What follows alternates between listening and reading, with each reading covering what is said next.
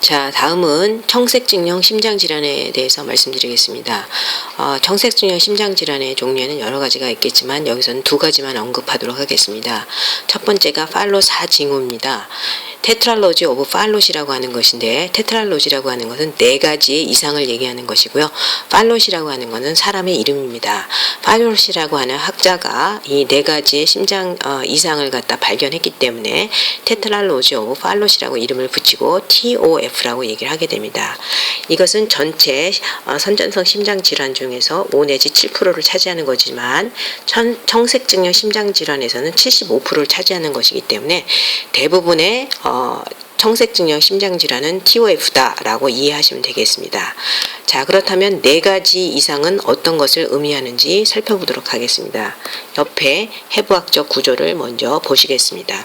그래서 첫 번째 이상은 풀모너리 스테노시스, 즉 여기 폐동맥판에 좁아지는 현상이 나타날 수가 있습니다. 폐동맥판이 좁아지게 되면 지난번에도 말씀드렸지만 혈액이 폐로 이동하는 것이 작기 때문에 오른쪽 심장에 모이는 혈액량이 많게 됩니다. 오른쪽 심장에 혈액량이 많이 모이게 되면 오른쪽 심장의 압력이 커지기 때문에 이쪽에 심실 비대가 나타날 수가 있습니다. 오심실 비대가 나타날 수 있고, 또한 VSD, ventricular septal defect, 즉 여기에 구멍이 뚫어지는 기형이 발생하게 됩니다. 그래서 이와 같은 것이 있기 때문에 오른쪽에 혈액의 압력이 증가되어 있고 VSD가 있기 때문에 혈액의 흐름은 오른쪽으로부터 왼쪽으로 이동하게 되는, 즉 산소가 적은 혈액이 왼쪽으로 모이게 되는 그런 현상이 벌어지게 됩니다. 또한 에얼타 오버리딩이라고 해서 대동맥 기승이라고 하는 것은 대동맥이 정상 위치로부터 좀 더 이쪽으로 옮겨갔다라는 뜻입니다. 그렇기 때문에 혈액이 또 섞이게 될 수밖에 없겠죠. 혈액이 섞여서 결국은 산소가 부족한 혈액이 이렇게 온몸으로 순환하게 되는 현상들이 나타나기 때문에 청색증이 발생할 수밖에 없습니다. 자, 그렇다고 하면 이와 같이 혈액이, 그러니까 즉 산소가 부족한 혈액이 순환하게 되면서 청색증이 나타나게 되는데, 그것은 풀모너리 스테노시스의 정도가 심하냐 아니면 그렇지 않느냐에 따라서 그 증상 또는 예후에 영향을 미칠 수가 있습니다.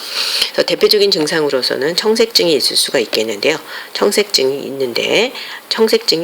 입술, 구강 점막, 손발톱에 나타나게 됩니다. 그래서 손발톱들은 클러빙 핑거로 이렇게 대표적인 클러빙 핑거의 모습을 하게 되겠고요. 무산소 발작이라든가, 무산소 발작은 아녹시스펠이라고 하는데요. 조금 뒤에 설명하도록 하겠습니다.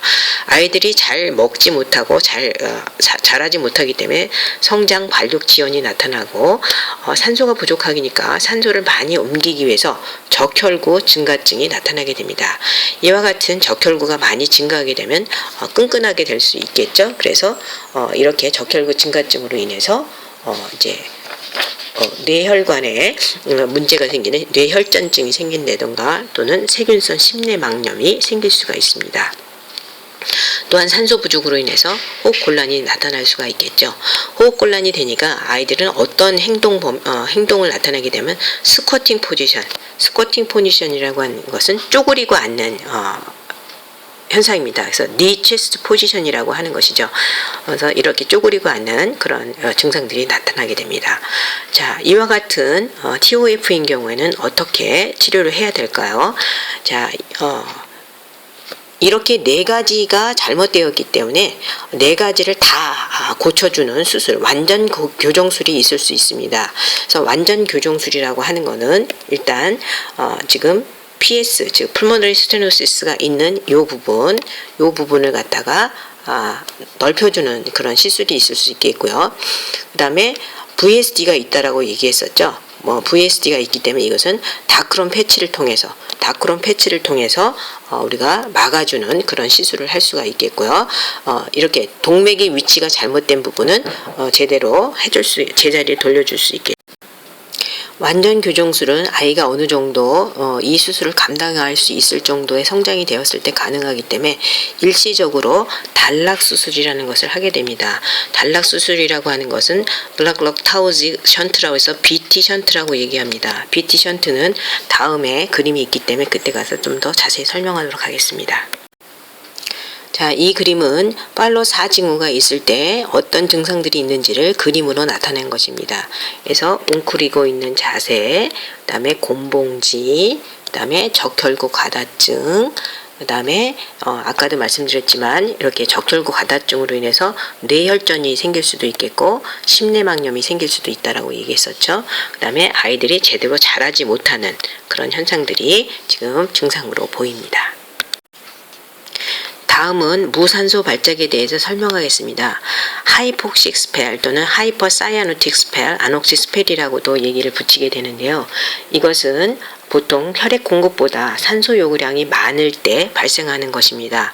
그런 상태는 주로 어떤 때 있느냐 하면 울거나 또는 수유할 때 배변 시에 주로 발생하는 것으로 되어 있습니다. 특히 생후 2세 이하, 즉 생후 2개월에서 6개월 사이 아동한테서 주로 많이 발생하는 것이고요. 발작적인 과다호흡과 청색증이 아주 심해지는 그런 증상입니다. 그래서 심한 경우 의식이 없어지고 경련이나 사망까지도 갈 수 있습니다. 그렇다면 이와 같은 아녹시 스펠이 있을 때 치료는 어떻게 하느냐? 니 체스트 포지션을 취해줍니다. 즉 스쿼팅 포지션, 쪼그리고 앉는 그런 자세를 취해주게 되는데요. 이것은 왜 그런 효과가 있느냐?